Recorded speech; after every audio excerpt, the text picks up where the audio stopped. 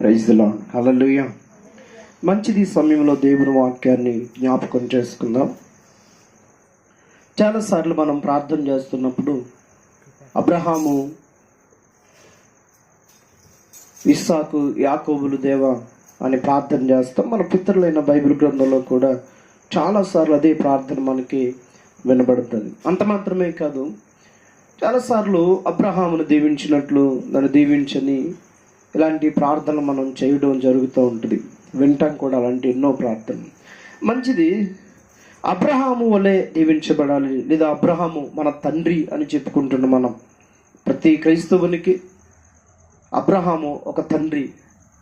ఎందుకంటే విశ్వాసములకు తండ్రి అని అబ్రహామునకు పేరు పెట్టబడింది.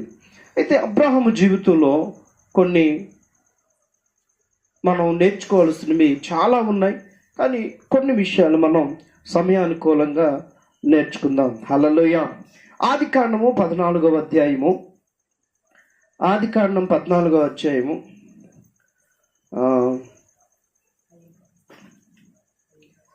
13వ వచనంలో ఒక మాటను మనం జ్ఞాపకం చేసుకుందాం. 11 నుంచి చదువుదాం. 11 నుంచి. అప్పుడు వారు సొదొమ గొమొర్రా ఆస్తి యావత్తు వారి భోజన పదార్థములన్నీ పట్టుకుని పోయేది. మరియు అబ్రహాము సహోదరుని కుమారుడైన లోతు సొదొమలో కాపురముండెను గనుక అతని ఆస్తిని పట్టుకుని పోగా తప్పించుకుని ఒకడు వచ్చి హెబ్రీయుడైన అబ్రహామునకు సంగతి తెలిపెను. అప్పుడు అతడు హిజ్కేలు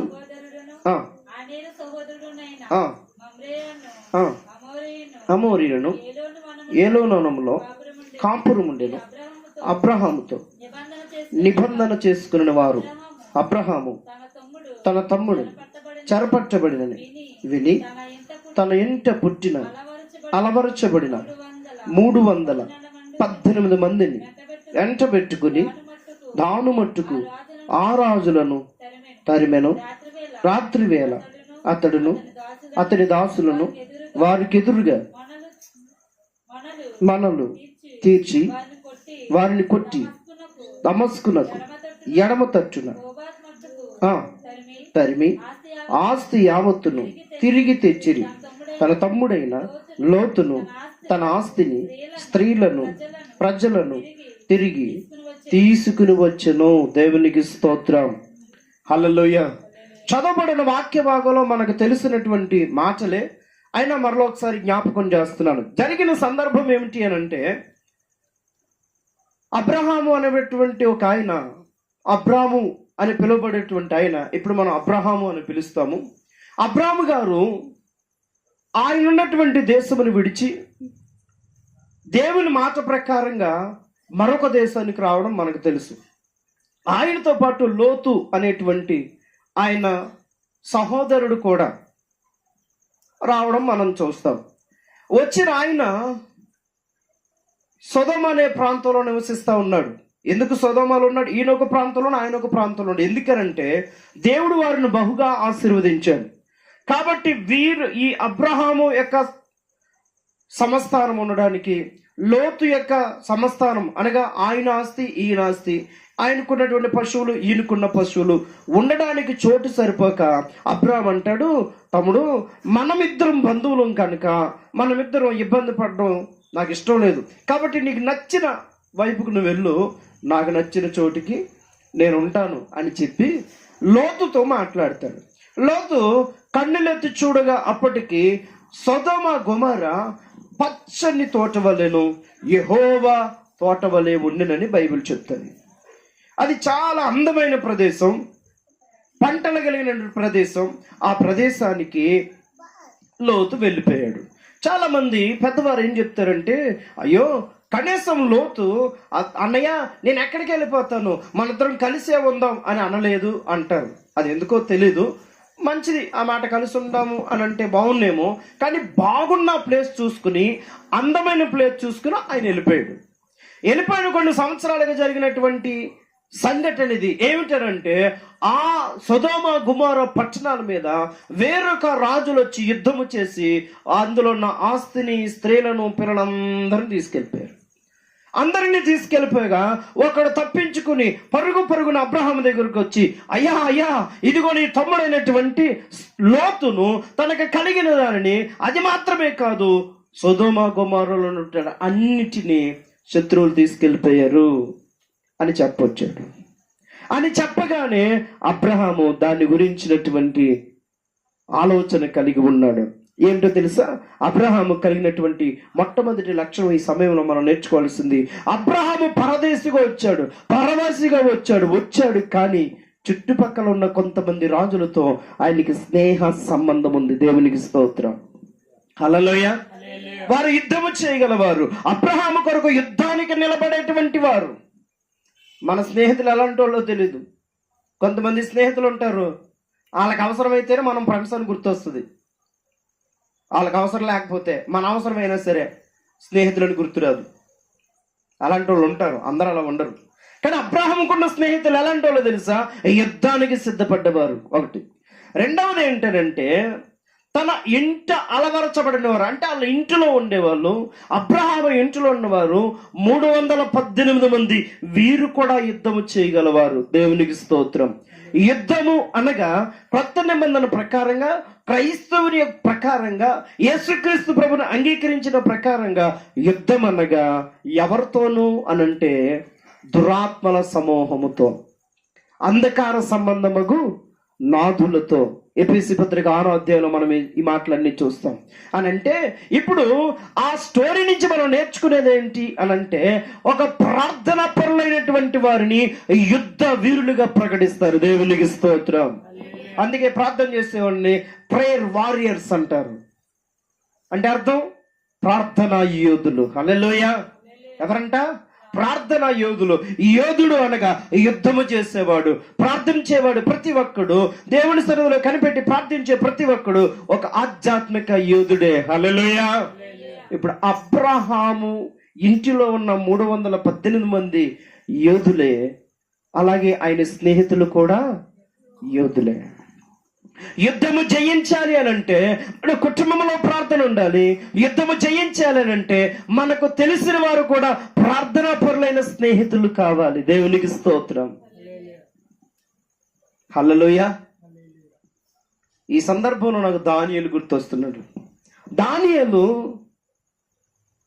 ఆయన బ్రతుకున్న కాలంలో రాజుకు ఒక కల వచ్చింది. ఆ కల మర్చిపోయాడంట. కల మర్చిపోయి మరలా చెప్తాడు. ఆయన కలిగి ఉన్నటువంటి జ్ఞానులందరినీ పోగేసి అంటాడు వాళ్ళతో, రే నేను కలగన్నాను, అదేదో చాలా భయంకరంగా ఉంది, దాని భావం చెప్పాలి మీరంటే. సార్ అది ఎంత మాట చెప్పేస్తామండి, చిటికలో చెప్పేస్తాను, చెప్పండి మీ కళ ఏంటి చెప్పండి. నేను మర్చిపోయాను. హల్లెలూయా. ఏంటంట? మనమైతే ఏమంటాం తెలుసా? రాజు వీడికి మెంటలా అంటాం. ఎందుకని? కళ చెప్తే అర్థం ఎవడన్నా చెప్తాడు అదో ఇదో ఏదోటని. కళ మర్చిపోయాడంట. ఆయన కన్న కళ చెప్పాలి, కళకు అర్థం కూడా చెప్పాలంట. అలా చెప్పలేదో 4 రోజులు టైం ఇస్తున్నాను, మీలో ఒక్కన్న బ్రతకనేమో ఒట్టు అని చెప్పాడు. అందరికి టెన్షన్ స్టార్ట్ అయింది. ఏం చేయాలో అర్థం కావట్లేదు. ఈ మాట దానియేలుకి తెలిసింది. దానియేలుకి తెలిసి దానియేలు రాజు కౌరు పంపించి, నాకు కొంచెం టైం ఏమన్నా నేను చెప్తానన్నాడు. ఆయన ఇంటికి వెళ్ళిపోయి ఆయనకున్న 3 స్నేహితులతో అన్నాడు, ఇదిగో రాజుతో నేను ఇలా చెప్పాను కాబట్టి ఆకాశమందున్న మన దేవుడు దీన్ని మనకు బయలుపరచాలి, మీరు ప్రార్థన చేయండి, నేను కూడా ప్రార్థన చేస్తానని ఈయన కూడా ఇంటికి వెళ్ళి ప్రార్థన చేయడం ప్రారంభించాడు. దేవునికి స్తోత్రం. దానియేలు స్నేహితులు ప్రార్థనా పరులు, దానియేలు కూడా ప్రార్థనా పరుడు. దానియేలు యొక్క స్నేహితులు దానియేలు చెప్పినట్లుగా ఆ ప్రార్థన గురించి మరవకుండా ప్రార్థన ప్రారంభించారు. దానియేలు కూడా ప్రార్థన ప్రారంభించాడు. దేవుడు ఆ కళ భావాన్ని, కళను కూడా దానియేలుకు చూపించాడు. దేవునికి స్తోత్రం. హల్లెలూయా. అదే రీతిగా అబ్రహాము స్నేహితులు యుద్ధం చేయగలవారు, ఈయన కోసం యుద్ధం చేస్తారు. అంత మాత్రమే కాదు, తన ఇంటిలో ఉన్నవారు కూడా యుద్ధం చేస్తారు. మీరు బాగా అర్థం చేసుకోవాలి, యుద్ధం అనగా ప్రార్థన. మన శత్రువు సాతాను. హల్లెలూయా. ఏ విధంగా నాన్న వస్తాడు? రకరకాలైనటువంటి పన్నాగాలు వాడు పన్నుతూ ఉంటాడు. ఎందుకు? మనల్ని పాడు చేయడానికి, మన ఆత్మీయ స్థితిని, మన పరిశుద్ధతను, మన భక్తి జీవితాన్ని పడగొట్టడానికి వాడు ఏ విధంగానైనా దాడి చేస్తాడు. వాడి దాడి నుంచి తప్పించుకోవడమే కాదు, అవసరమైతే వాడిపైన దండెత్తడమే ప్రార్థనా పరుల యొక్క, ఆధ్యాత్మికత యొక్క, క్రైస్తవుని యొక్క ముఖ్యమైన యుద్ధం. దేవునికి స్తోత్రం. హల్లెలూయా, హల్లెలూయా. అబ్రహాము నుంచి మనం నేర్చుకుంటుంది ఇదే. ఈ యుద్ధంలో గెలవాలి, ఆత్మీయ యుద్ధంలో గెలవాలి. ఈ ఆధ్యాత్మిక పోరాటంలో మనము గెలవగలిగిన వారిగా ఉండాలి. కొన్నిసార్లు అయిపోయింది మన పని అనుకుంటాం, కొన్నిసార్లు ఏమనుకుంటాం? అయిపోయింది మన పని అనుకుంటాం. సంసోను యొక్క సమయంలో కూడా అదే అంటారు. ఈయనేమో వాళ్ళని కొట్టేసి యాతాం అనే బండ సందులోకి వెళ్ళి ఆయన నివాసం చేస్తుంటే ఆయన ఇంటి వారే పిలిరే, సంసోను బయటికి రా, నువ్వెందుకు అలా ఫిలిష్తీయుల పట్ల ప్రవర్తించావు, రా బయటికి, నిన్ను వాళ్ళకి అప్పగించాలని సొంత వారే ఆయనని కట్టి శత్రువులకు అప్పచెప్పారు. హల్లెలూయా. క్రొత్త మోగుతాలతో కట్టారు. ఓ ఫిలిష్తీయులు సంబరపడిపోతున్నారు, దొరికేశాడు వీడు, మనవులు కొట్టాడు కదా వీడు దొరికేశాడని సంబరపడుతున్నారు, సంకలు గుద్దుకుంటున్నారు, ఆనందపడుతున్నారు. ఈలోగా దేవుని ఆత్మ పరలోకం నుంచి దిగి వచ్చింది. ఆయనకి కట్టిన క్రొత్త మ్రోకుతాడులో జనపు నారు వలె కాలిపోయినాయి అంట. హల్లెలూయా. కొన్నిసార్లు అయిపోయింది మన స్థితి అనుకుంటాం, కానీ దేవుడు తిరిగి మనం నిలబెట్టగల సమర్థుడు, శక్తిమంతుడు. హల్లెలూయా. ఎస్, అబ్రహాము మన మూల పురుషుడైనటువంటి, మన పితరుడైనటువంటి, విశ్వాసుల తండ్రి అని పిలువబడుతున్నటువంటి అబ్రహాము గారి జీవితంలో యుద్ధ నైపుణ్యం ఉంది, అనగా ప్రార్థన ఉంది, ఆధ్యాత్మిక ప్రార్థన ఉంది. హల్లెలూయా. మరొక మాట అందులోనే మనకు చెప్పాలనంటే, ఇప్పుడు అబ్రహామును వదిలేసి వెళ్ళిపోయాడు కదా, మనమైతే ఎలా ఆలోచిస్తాం? నన్ను వదిలేసిపోయాడు, నాకేమో ఎడారి భూమి వదిలేసి ఆడు బాగున్నదని పోయాడు కదా, ఎల్ని ఆడికి అలాగే ఉండాలంటాం మనమైతే. హల్లెలూయా. వదిలేసి వెళ్ళిపోయాడు కదా, ఇవన్నీ నీకు నన్ను వదిలేసి వెళ్ళిపోయాడు కదా, పొమ్మన్నది మాత్రం పోవాలా అని ఎన్నో మాటలు మనమైతే మనుషులుగా మాట్లాడతాం. కానీ అబ్రహాము అవేమి ఒక్క మాట మాట్లాడలేదు. కానీ వెంటనే తన తమ్ముడిని విడిపించుకోవడానికి, తన తమ్ముడిని రక్షించుకోవడానికి స్నేహితుడు సహాయం తీసుకున్నాడు, ఇంటి వారిని సిద్ధపరుచుకున్నాడు. హల్లెలూయా. చాలా విషయాలు దీని గురించి మనం మాట్లాడవచ్చు. కొన్నిసార్లు కుటుంబీకులకు బాధ్యత లేనటువంటి వారిగా ఉంటూ ఉంటాం. బిడ్డలు బాధ్యతగా ఉండరు.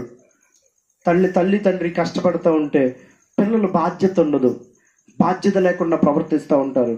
గల తప్పేంటో తెలుసా? తప్పెవరిదో తెలుసా? మనదే. ఎందుకని? మొదటి నుంచి వాళ్ళకి ఆ బాధ్యత నేర్పించాం, మొదటి నుంచి ఆ పనిబాట్లు వారికి చెప్పాం. మనమే మోసేసుకుంటాం ఆ బరువు అంతాని. పిల్లలకు అస్సలు భారం తెలియకూడదు అంటాం. అది చాలా తప్పు. ఎందుకో తెలుసా? జీవితాంతో నీ బిడ్డలతో నేను ఉండ కనుక వారికి కాస్తంత బరువు బాధ్యతలు తెలిస్తే నీవు లేకపోయిన ఆ మార్గంలో నడవడానికి వాడికి శక్తి సామర్థ్యాలు కలిగి ఉంటాడు. హల్లెలూయా. లేకపోతే ఆడికేం తెలుస్తుంది? నువ్వు వెళ్తున్నటువంటి కష్టాల మార్గం, నువ్వు వెళ్తున్నటువంటి నష్టాల మార్గం, నువ్వు వెళ్తున్నటువంటి అవమానాలు వాడికి కూడా అర్థం కావాలి, వాళ్ళకు కూడా అర్థం కావాలి, మనం వెళ్తున్న మన బిడ్డలకు కూడా అర్థం కావాలి. అర్థమైతేనే వాళ్ళ రేపొద్దుట ఆ సమస్య వచ్చినప్పుడు, ఎస్ మా తల్లిదండ్రులు కూడా ఈ సమస్యను ఎదురు చూశారు కదా, అప్పుడు వాళ్ళు కూడా ఇది పడ్డారు కదా, ఈ బాధపడ్డారు కదా, ఇది సహజమే అని ముందుకెళ్ళిపోతాడు. లేదు అది కొత్తగా ఎదురైంది అనుకున్న సమస్య తప్పని కింద పడిపోతాడు. కనుక సమస్యలు ఉన్నంత మాత్రాన అలానే అన్ని బిడ్డల ఎత్తి మీద పెట్టమని నేను చెప్పట్లేదు, కానీ వారికి కొన్ని బాధ్యతలు తెలిసేలాగా వారికి మనం కొన్నింటిని తెలియనివ్వాలి, తెలియచేయాలి, తెలియచెప్పాలి. హల్లెలూయా. అబ్రహాము కుటుంబంలో అదే జరిగిందని నేను అనుకుంటున్నాను. అన్ని విషయాల్లో యుద్ధం నేర్పించాడు, ప్రార్థన నేర్పించాడు. అబ్రహాము కుటుంబంలో ఎంత గొప్పవారు ఉన్నారో తెలుసా? అబ్రహాము పనివాడు, పెద్ద దాసుడు ఎలియాజరు, ఆయన అన్యుడు, దేవుని నమ్మినాడు కాదు.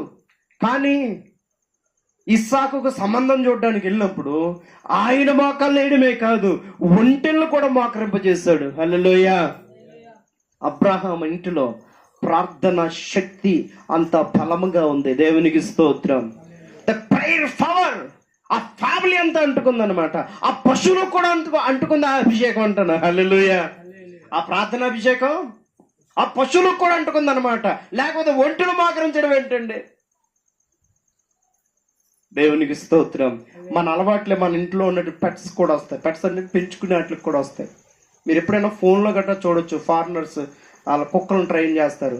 ప్రార్థన చేస్తే కానీ అన్నం తినవి. ఎప్పుడైనా చూసారు మీరు? ప్రార్థన చేసిన తర్వాతే తింటాయి. ఎందుకని? వీళ్ళు ప్రార్థన చేసుకుని తింటారు. అదే వాటికి కూడా అద్దుతుంది. అబ్రహాం ఇంటిలో ప్రార్థన ఉంది. శత్రువుని జయించగలిగిన శక్తి సామర్థ్యాలు ఉన్నాయి. హల్లెలూయా. ప్రార్థించావా? ప్రార్థనలో నిలబడ్డావా? ఖచ్చితంగా సాతాన్ని ఓడించగలుగుతాం. ఇది అబ్రహాము కుటుంబంలో ఉన్నది. దేవునికి స్తోత్రం.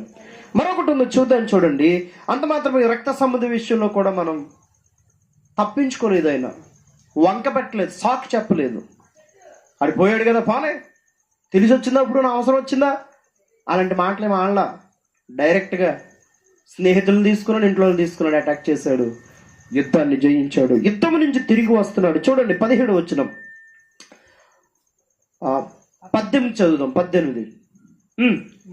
మరియు తిరిగి వచ్చాడు అబ్రహాం, యుద్ధం నుంచి తిరిగి వచ్చాడు. తిరిగి వచ్చినప్పుడు ఆయన దగ్గరకు వచ్చిన ఒక ప్రత్యేకమైన వ్యక్తి. చూడండి, మరియు సాలేము రాజైన మెల్కీషెదెకు రొట్టెను ద్రాక్షారసమును తీసుకుని వచ్చెను.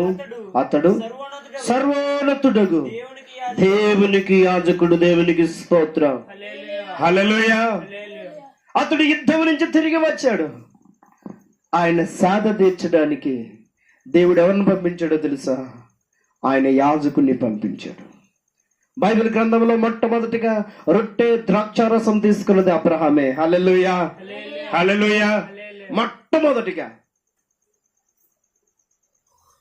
బలలో చేయబట్టింది, మన భాషలో చెప్పాలంటే అబ్రహాము. Praise the lord. ప్రభు బలను ఆచరించింది ఆయనే. పాత నిబంధన మనకి ఛాయా చిత్రం. పాత నిబంధన ఒక నమూనా, క్రొత్త నిబంధన మనకి దాన్ని ఎలా చెప్తారంటే, పాత నిబంధన ఒక ప్రింట్ అయితే క్రొత్త నిబంధన ఒక ఫోటో అన్నమాట. పూర్తి పిక్చర్ క్రొత్త నిబంధన. పాత నిబంధన వృత్తాంతాలన్నీ నూతన నిబంధనలో నిజముగా నెరవేరడానికి. హల్లెలూయా. పాత నిబంధనలో బలి అర్పణ క్రీస్తులో నెరవేరడానికి. పాత నిబంధనలో మందిరం, ఇప్పుడు మన నూతన నిబంధనలో మన శరీరమే దేవుని మందిరం. దేవునికి స్తోత్రం. బైబిల్ గ్రంథంలో మొట్టమొదటిగా బల్లలో చేపెట్టింది అబ్రహాము. మెల్కీషెదెకు, ఆయన పేరుకి అర్థం శాంతికి రాజు, నీతికి రాజు. ఆయన సర్వోన్నతుడైన దేవుని యాజకుడు. హల్లెలూయా, హల్లెలూయా.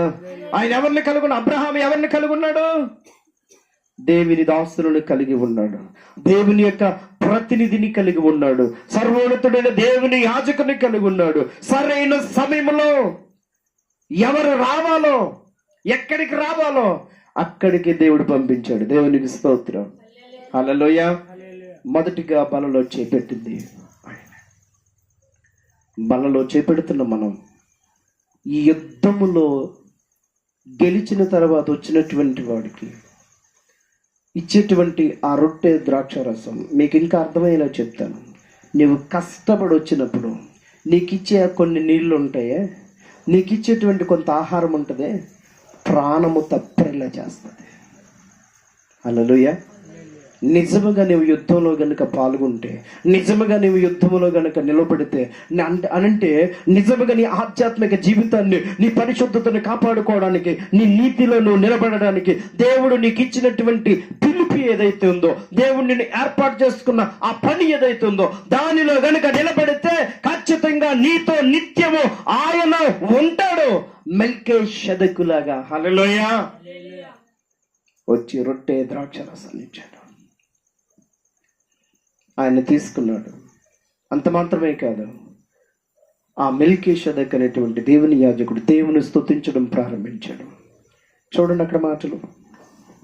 ఆయన అంటాడు, మెల్కీషెదెకు అంటాడు, రొట్టె ద్రాక్షారసం తీసుకొని వచ్చి అప్పుడు అబ్రాహామును ఆశీర్వదించి, ఆకాశమునకును భూమికిని సృష్టికర్త అయిన సర్వోన్నతుడైన దేవుని వలన అబ్రహాము ఆశీర్వదింపబడును గాక. అనియు నీ శత్రువులను నీ చేతికి అప్పగించిన సర్వోన్నతుడగు దేవుడు స్తుతింపబడును గాక అనియు చెప్పెను. అప్పుడు అతడు అన్నిటిలోనూ 10వ వంతు ఇచ్చెను. దేవునికి స్తోత్రం. హల్లెలూయా, హల్లెలూయా. దేవుని సేవకుడు ఏం చేస్తున్నాడు? ఎవరిని పొగుడుతున్నాడు? ఎవరిని గణపరుస్తున్నాడు? ఈరోజు ఏదైనా సాధిస్తే చాలు వ్యక్తుల్ని స్తుతించడం ఎక్కువైపోయింది. మీకు అర్థమైందా నేను చెప్పిన మాట? ఏదైనా ఒక ఘనకార్యం సాధిస్తే చాలు ఆ వ్యక్తులను పొగడడం ఎక్కువైపోయింది. కానీ ఈ యాజకుడు, నిజమైన యాజకుడు ఎవరిని పొగుడుతున్నాడు? ఎవరి ద్వారా యుద్ధం చేశాడంట అబ్రహాము? దేవుని ద్వారా. ఎవరంట శత్రువుల చేతికి అప్పగించింది? దేవుడు. దేవుడిని కనపరుస్తున్నాడు. హల్లెలూయా. అందుకనే బైబిల్ చెప్తుంది, ప్రతి విషయమునందు కృతజ్ఞతాస్తుతులు చెల్లించండి. ఎవరికి? దేవునికి. ఈ యాజకుడు దేవుని గణపరుస్తా ఉన్నాడు, దేవుని ఆరాధిస్తా ఉన్నాడు. దేవుని గణపరిచి అబ్రహామును కూడా అదే రీతిగా ఆశీర్వదించాడు. హల్లెలూయా. నిజముగా దేవుని పిల్లలు పొగడ్తలు కోరుకోరు. నేను ఎదంటాను, పొగడ్త కోరుకున్నాడా ఆడి పడ్డాడే.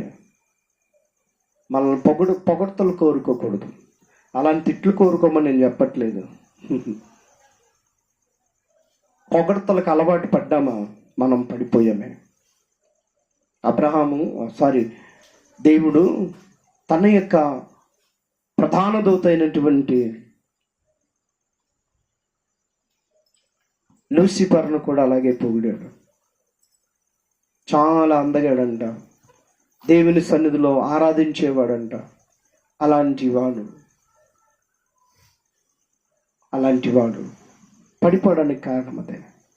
అందుకే దేవుని సన్నిధిలో పొగడ్తలు కాదు, మనం ఏది చేసినా దేవుడు మహిమపరచబడాలి. హల్లెలూయా. అందుకే అబ్రహాము చేసిన పనిని బట్టి ఎవరు మహిమపరచబడుతున్నారు?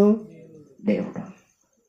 మొదటిగా అబ్రహాము కుటుంబము యుద్ధములో ఆరితేరిన వారు, అనగా ప్రార్థనా పరులు, శత్రువు అయిన సాతానుని చెత్తగా త్రొక్కగలవారు. రెండవది, అబ్రహాము చేసినటువంటి పనిని బట్టి దేవుడు మహిమపరచబడుతున్నాడు. హల్లెలూయా.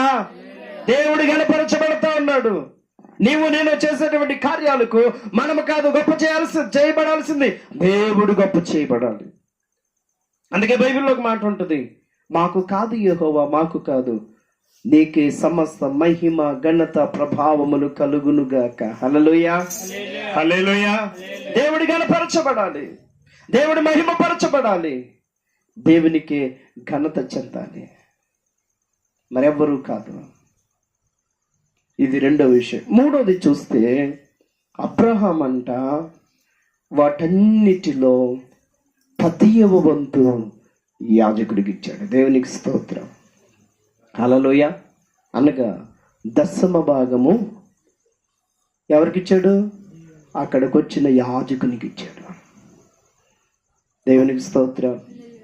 యాజకునికి ఇచ్చాడు. 10వ భాగం గురించి చాలా వాదోపవాదాలు ఉన్నాయి. అక్కడ అలా ఉందండి, ఇక్కడ ఇలా ఉందండి అంటారు. ఏం లేదు.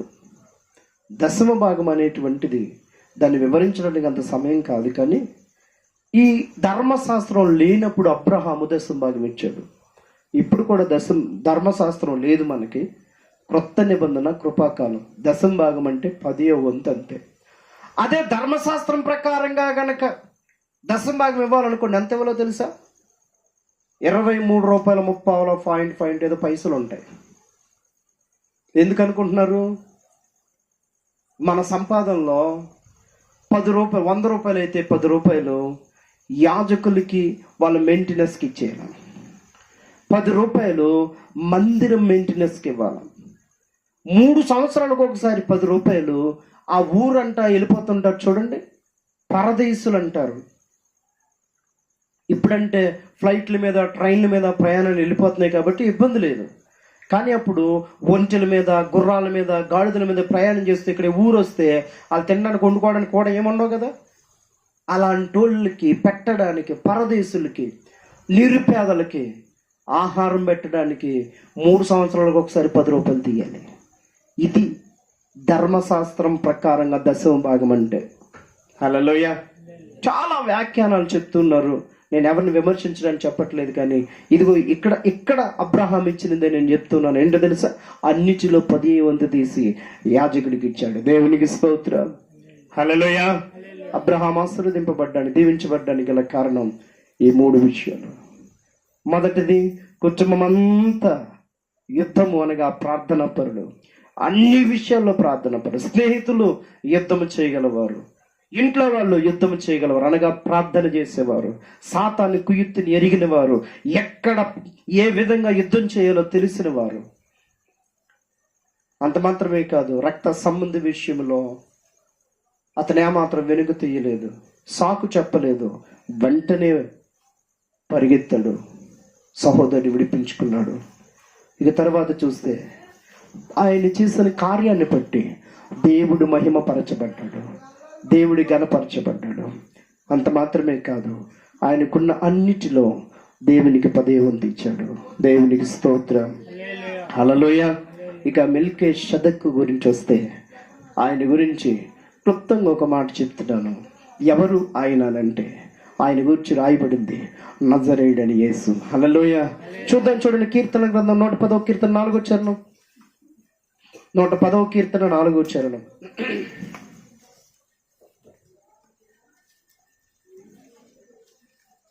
క్లుప్తంగా ఒక మాట చెప్పి నేను ముగిస్తాను.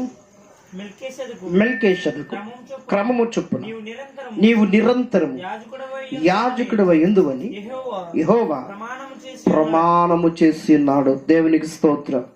హల్లెలూయా. ఎవరిని గురించి? ఇది ఒక ప్రవచనం, యేసు క్రీస్తుని గురించి. చూడండి, అలాంటి మాట మరొకటి హెబ్రీయులకు రాసిన పత్రిక 5వ అధ్యాయము 6వ వచనం.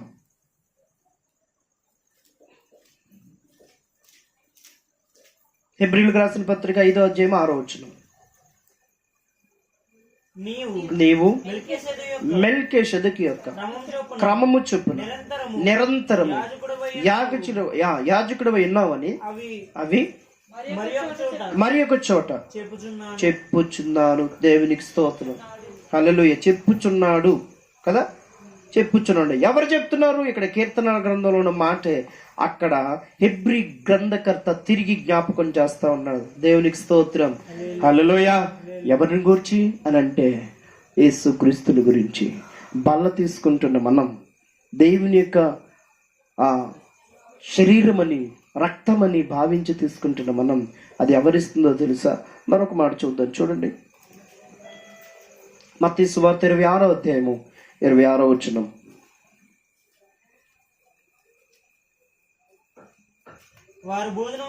వారు భోజనము చేయుచుండగా యేసు ఒక రొట్టె పట్టుకుని దానిని ఆశీర్వదించి విరిచి తన శిష్యులకు ఇచ్చెను. ఇది మీరు తీసుకుని తినుడి, ఇది నా శరీరం అని చెప్పాను. మరియు ఆయన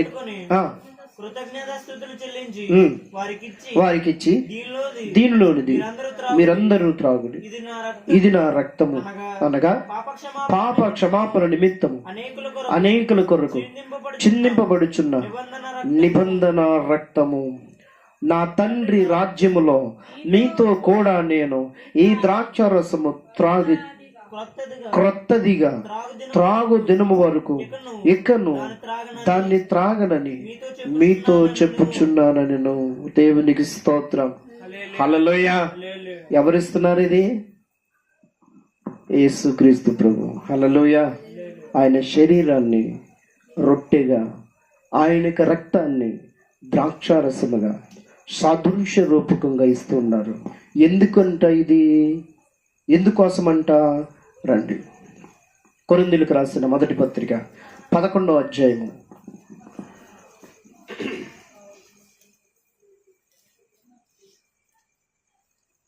26వ వచనం. కొరింథీయులకు రాసిన మొదటి పత్రిక. మీరు ఈ రొట్టెను తిని ఈ పాత్రలను తాగునప్పుడల్లా ప్రభు వచ్చే వరకు ఆయన మరణమును ప్రచురపరచుదురు. దేవునికి స్తోత్రం. ఎందుకంట ఈ రొట్టెని తినేది? ఎందుకంట ఆయన రక్తాన్ని త్రాగేది? చెప్పండి. ఆయన రాకడ వరకు, ఆయన మరణమును ప్రచురపరచడం కొరకు. దేవునికి స్తోత్రం. హల్లెలూయా. ఆ తర్వాత మాటలు ఉంటాయి, ఎవడు అయోగ్యంగా తీసుకుంటాడో వాడు శాపగ్రస్తుడు అంట. మనం యోగ్యులుగా తీసుకుంటున్నామా, అయోగ్యులుగా తీసుకుంటున్నామా? ఆయన మరణంలో ప్రచురించే వారిగా ఉంటున్నామా? ఒకవేళ అందరూ ఇలా మైక్ పట్టుకుని నాకు చెప్పలేకపోవచ్చు, కానీ చెప్పేవారికి సహకారంగా ఉండడం, ఎంతవరకు సేవ జరుగుతూ ఉంది, ఎంతవరకు యేసుక్రీస్తు ప్రభు యొక్క ఆ మరణము ప్రచురింపబడుతుంది. సువార్త అంటే ఏమీ కాదు, యేసుక్రీస్తు జననం, యేసుక్రీస్తు మరణం, యేసుక్రీస్తు పునరుత్థానం. హల్లెలూయా! మూడే మాటలు: జననము, మరణము, పునరుత్థానము. ఇదే సువార్త. దీని విషయంలో ఎంతవరకు మనము బాధ్యత కలిగి ఉన్నాం? నీ వంతుగా నువ్వేం చేయగలుగుతున్నావు, నా వంతుగా నేనేం చేయగలుగుతున్నానని ప్రశ్నతో ప్రతిసారి మనం బలలో చేపెట్టాలి.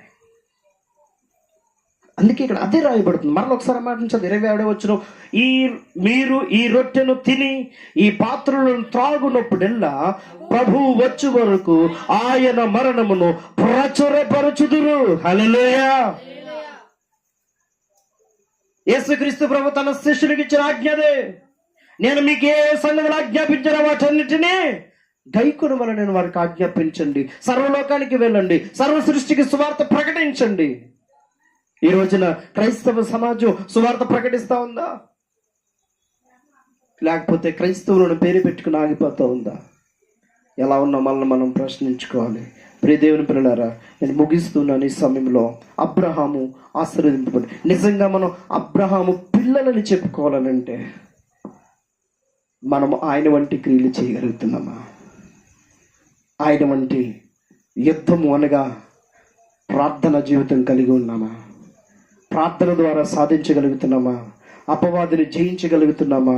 సాతాను వేసేటువంటి ఆ కుయుక్తికరమైనటువంటి ఆ వలల్లో నుంచి, ఆ శత్రువు యొక్క పన్నాగల నుంచి తప్పించుకోగలుగుతున్నామా ప్రార్థన ద్వారా? మనకున్న స్నేహితులు అలాంటి వారు ప్రార్థన చేసేవారేనా?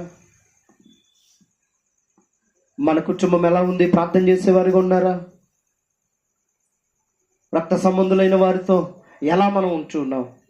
వాక్యం చెప్తా ఉంది. హల్లెలూయా! అంత మాత్రమే కాదు, మనం చేసే పనులను బట్టి దేవుడు మహిమ పరచబడాలి. మనం కాదు గొప్ప చేయబడాల్సింది, దేవునికి మహిమ రావాలి. ఇక మూడవది, మనకు కలిగి ఉన్న అన్నిటిలో దేవునికి ఇచ్చేవారు ఉండాలి. మన సమయాన్ని దేవునికి ఇవ్వగలగాలి, మన టాలెంట్ దేవునికి ఇవ్వగలగాలి. మనకు దేవుడు ఇచ్చినటువంటి ఏదైనా దేవునికి ఇచ్చేటువంటి మనస్సు కలిగి మనం ఉండాలి. ఎందుకని అబ్రహాము మా తండ్రి అని యేసుప్రభు అంటాడు. అబ్రహాము మా తండ్రి అంటున్నారు కదా, మీరు ఆ క్రియలు చేస్తున్నారా అని ఒక చోట ఉంటుంది. దేవునికి స్తోత్రం. హల్లెలూయా! కనుక అబ్రహాము పిల్లలుగా, విశ్వాసులు తండ్రి అయినటువంటి అబ్రహాము పిల్లలుగా మనం కూడా ఇలాంటి క్రియలు చేద్దాం. అంత మాత్రమే కాదు, ఆయన రొట్టె ద్రాక్షారసం తీసుకున్నాడు, మనం కూడా రొట్టె ద్రాక్షారసం తీసుకునబోతూ ఉండగా ఆయన మరణం అనగా యేసు క్రీస్తు ప్రభు వారి మరణమును ఆయన రాకడ వరకు ప్రచురపరిచే వారిగా ఆ గుంపులో మనముందుముగాక. ఆయన శిష్యులుగా దీవించబడుదుముగాక. ఆయన పనివారిగా ఆశీర్వదింపబడుదుముగాక. ఆమేన్.